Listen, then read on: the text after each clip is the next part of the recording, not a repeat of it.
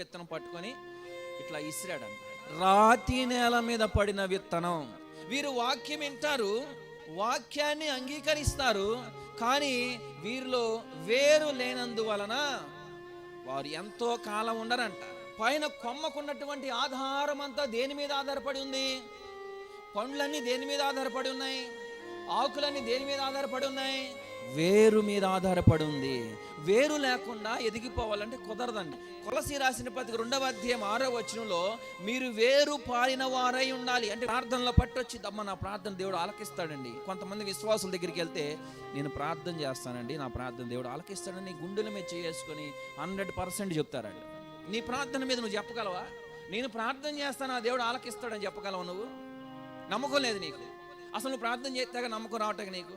కొంతమంది విశ్వాసులు వేరు పారిన వారై ఉండి ఏమంటారంటే నేను ప్రార్థిస్తే నా దేవుడు ఆలకిస్తాడు 100% చెప్తారు. విశ్వాసం.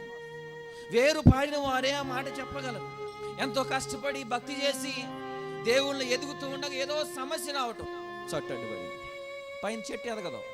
ఈ విత్తనం కలిగిన వారు వాక్యం వింటారంట, అంగీకరిస్తారంట, కాకపోతే కొన్ని సమస్యలు రాగానే వేరు లేనందువలన వంగిపోయి ఏలబడిపోతారంట.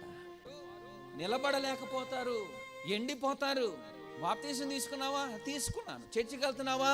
వెళ్తున్నాను. కానీ నీలో వేరు పారట్లేదు. లోకాశలు మర్చిపోము, జీవపు డమ్మం మర్చిపోము, మన కంటు చూపులో ఉన్న పాపాన్ని తొలగించుకోము.